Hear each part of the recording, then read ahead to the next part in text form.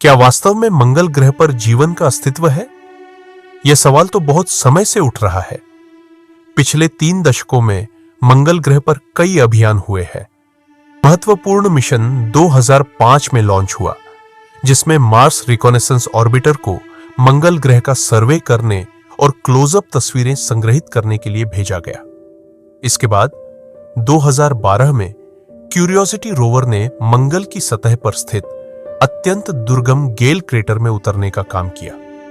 हाल ही में Mars orbiter द्वारा भेजी गई तस्वीरों को देखकर वैज्ञानिकों ने फिर से मंगल पर जीवन के अस्तित्व की संभावनाओं के बारे में चर्चा की है। मानव जैसे विकसित जीवन नहीं, लेकिन कम से कम माइक्रोबियल जीवन क्या मंगल पर है? इस चर्चा में जाने से पहले चलिए मार्स रिकॉनेसेंस ऑर्बिटर और इसके खोज के बारे में जान लेते हैं। वीडियो देखने से पहले कृपया हमारे फेसबुक पेज को फॉलो करें और हमारे यूट्यूब चैनल को सब्सक्राइब करें। इससे हम आपके लिए और भी रोमांचक वीडियो लेकर आ सकेंगे। 2005 की बात है, जब नासा ने मार्स पर एक सुपर स्लूथ भेजने का फैसला किया। नाम था मार्स रिकॉनेसेंस ऑर्बिटर, संक्षेप में MRO। कोई साधारण सैटेलाइट नहीं, बल्कि एक जबरदस्त डिटेक्टिव जो सोलर सिस्टम के सबसे ठंडे केस को सुलझाने निकला था। MRO को केप कैनवरल से एक शानदार लॉन्च के साथ मार्स पर भेजा गया। इसका मिशन यह पता लगाना कि क्या कभी मार्स पर पानी इतना लंबा समय तक रहा कि वहां लाइफ का बसेरा हो सकता था, या फिर पानी वहां बस कुछ पल के लिए आया और चला गया। मार्स हमेशा से थोड़ा मिस्टीरियस रहा है। अपनी लाल धरती और सूखी पर्सनालिटी के साथ यह प्लैनेट हमेशा से वैज्ञानिकों के लिए एक पहेली बना हुआ है। पहले भी कई मिशंस ने साबित किया कि कभी मार्स पर पानी बहा था, लेकिन सवाल यह है कि क्या वो पानी उतनी देर रुका कि वहां लाइफ को डेवलप होने का मौका मिले। यहीं पर MRO ने एंट्री मारी, अपने हाईटेक कैमरे और सेंसर्स के साथ, जिसका एक ही मकसद था, मार्स के पानी के रहस्यों का पर्दाफाश करना। तो MRO ने अपनी स्पेस डिटेक्टिव जर्नी शुरू की, मार्स की सतह के नीचे झांकने के लिए, ताकि ये पता चल सके कि क्या ये प्राचीन ग्रह कभी अपनी गीली और वाइल्ड हिस्ट्री से गुजरा है, या फिर उसने पानी को अरबों साल पहले ही गुड बाय कह दिया था।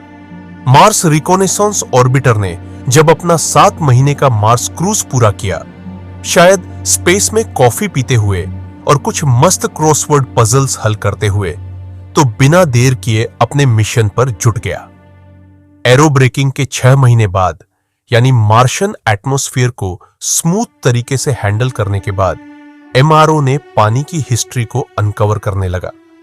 MRO अपने सुपरचार्ज गैजेट्स के साथ मार्स की सरफेस पर जूम इन करने लगा, जैसे कोई टूरिस्ट अपनी हाई टेक कैमरा से हर चीज की क्लोजअप ले रहा हो। पर यह कोई आम फोटोशूट नहीं था। MRO की क्लोजअप फोटोग्राफी इतनी एडवांस थी कि वो चीजें कैप्चर कर सकता था जो डिनर टेबल से भी छोटी हो। पहले के मार्स ऑर्बिटर्स तो सिर्फ इतनी बड़ी चीजें देख पाते थे जो एक स्कूल बस के साइज की हो, लेकिन MRO ने तो मार्स के सबसे छोटे पत्थर को भी रंगे हाथ पकड़ लिया। इसी जूम पावर से MRO ने फ्यूचर लैंडर्स और रोवर्स जैसे फीनिक्स मिशन और मार्स साइंस लैबोरेटरी मिशन को उन बड़े रॉक से बचाया जो उनकी सेफ्टी के लिए खतरा बन सकते थे। और सिर्फ जूम करने में ही MRO माहिर नहीं था।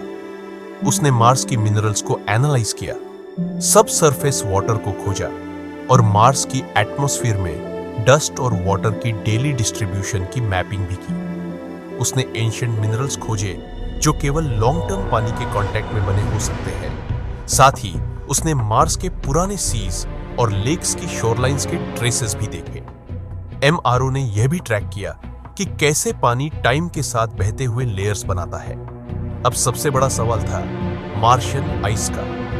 मार्स ओडिसी ऑर्बिटर ने अंडरग्राउंड आइस की डिस्कवरी तो की, लेकिन MRO का काम था यह पता लगाना कि क्या ये आइस सिर्फ सरफेस पर थोड़ी सी ही है, या फिर ये एक डीप आइस डिपॉजिट है जो वहां हमेशा से छिपा हुआ है। MRO अभी भी इस सवाल का जवाब ढूंढने में लगा हुआ है, ताकि हम जान सके कि मार्स के नीचे कोई बड़ा बर्फ का राज तो नहीं छिपा हुआ। MRO की ईगल आई विजन की बदौलत अब हम मार्स को पहले से कहीं ज्यादा डिटेल्स में देख पा रहे हैं। चाहे वो पोटेंशियल लैंडिंग हैजर्ड्स को ढूंढना हो या एंशिएंट हॉट स्प्रिंग्स जैसी छोटी वाटर फीचर्स को, एमआरओ एक ऐसा मार्स एक्सप्लोरर बन गया है जिसके पास ऐसी शार्प नजर है जिसे कोई भी चीज नहीं छिपा सकती। बेसिकली मार्स का अल्टीमेट पापाराज़ी। 2009 में नासा के मार्स रिकॉनेसेंस ऑर्बिटर ने दाओ वालिस का एक चित्र कैद किया जिसमें एक सफेद सामग्री दिखाई देती है जिसे डस्टी वाटर आइस माना जाता है। वैज्ञानिकों का मानना है कि यह बर्फीला क्षेत्र आज मंगल पर सूक्ष्म जीवों की खोज के लिए एक आदर्श स्थान हो सकता है जो ग्रह के अतीत में जीवन के संभावित संकेत प्रदान करता है। नासा के मार्स रिकॉनेसेंस ऑर्बिटर ने कुछ ऐसी शानदार तस्वीरें ली हैं जिन्होंने वैज्ञानिकों के दिमाग में नए नए आइडियाज को जन्म दिया है। और सबसे एक्साइटिंग आइडिया यह है कि मार्स की बर्फ के नीचे माइक्रोबियल लाइफ हो सकती है। भले ही अभी तक हमें मार्स पर लाइफ के पक्के सबूत नहीं मिले हैं, लेकिन एक नई स्टडी यह बताती है कि बर्फ के नीचे के मेल्ट वाटर में माइक्रोब्स छिपे हो सकते हैं जो फोटोसिंथेसिस के जरिए एनर्जी बना सकते हैं। इस रिसर्च में कंप्यूटर मॉडलिंग का इस्तेमाल किया गया है जिससे पता चलता है कि मार्स की बर्फ के नीचे इतनी सनलाइट पहुंच सकती है कि वहां फोटोसिंथेसिस हो सके। ये कुछ वैसा ही है जैसा हम अर्थ पर ऑल्गी, फंगाई और माइक्रोस्कोपिक साइनोबैक्टीरिया में देखते हैं जो आइसी एनवायरनमेंट्स में थ्राइव करते हैं। नासा के जेट प्रोपल्शन लैबोरेटरी के अदित्य खुलर के मुताबिक अगर हमें किसी और ग्रह पर लाइफ खोजनी है तो मार्स के आइसी रीजन्स सबसे एक्सेसिबल जगह हो सकती है। मार्स पर दो तरह की बर्फ होती है, फ्रोजन वाटर और फ्रोजन कार्बन डाइऑक्साइड। खुलर और उनकी टीम ने मार्स की वाटर आइस पर ध्यान दिया, खासकर उस डस्टी आइस पर जो पुराने मार्शियन आइस एजेस के दौरान बनी थी। यही डस्टी आइस मार्स की सतह के नीचे मेल्ट वाटर पॉकेट्स बना सकती है क्योंकि डार्क डस्ट पार्टिकल्स सनलाइट को अब्सॉर्ब करके बर्फ को गर्म कर सकते हैं जिससे सतह के कुछ फीट नीचे तक बर्फ पिघल सकती है। अब मार्स के साइंटिस्ट्स के बीच इस बात पर डिबेट भी है कि क्या मार्स की सरफेस पर पानी की बर्फ पिघल सकती है क्योंकि वहां का एटमॉस्फेयर काफी थिन और ड्राई है। ज्यादातर बर्फ वहां सीधे गैस में बदल जाती है जैसे अर्थ पर ड्राई आइस होता है, लेकिन मार्स की सतह के नीचे डस्टी आइस में इतनी हीट ट्रैप हो सकती है कि छोटे छोटे पॉकेट्स बन जाए जिन्हें क्रायोकोनाइट होल्स कहते हैं जो माइक्रोब्स के लिए परफेक्ट इकोसिस्टम हो सकता है। फिल क्रिस्टेंसन जो इस स्टडी के को-ऑथर है ने मार्स की आइस पर कई दशकों से रिसर्च की है। उनका मानना है कि जैसे अर्थ पर डेंस स्नो और आइस अंदर से मेल्ट होती है वैसे ही मार्स पर भी ग्रीन हाउस इफेक्ट के कारण आइस अंदर से पिघल सकती है। इससे इतनी सनलाइट अंदर जा सकती है कि आइस के नीचे पानी के छोटे छोटे पॉकेट्स बन जाए जहां माइक्रोब्स सरवाइव कर सकते हैं। क्रिस्टेंसन का पहले का रिसर्च जो नासा के मार्स ओडिसी ऑर्बिटर के साथ किया गया था इसी फाउंडेशन पर बना था कि मार्स पर डस्टी स्नोपैक्स में पानी कैसे बन सकता है।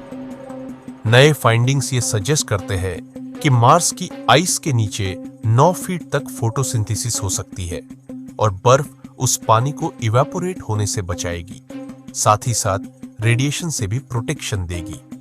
अब सवाल यह है कि ये पोटेंशियल लाइफ मार्स के किस हिस्से में छिपी हो सकती है।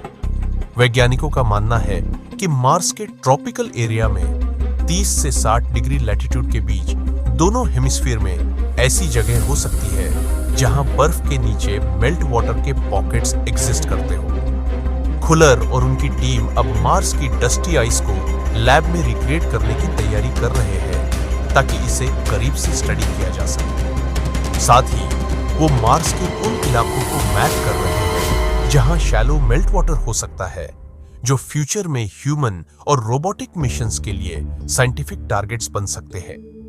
हो सकता है कि मार्स की बर्फ के नीचे छोटे छोटे फ्रोजन लाइफ फॉर्म्स छिपे हो जो बस हमारे डिस्कवरी का इंतजार कर रहे हैं।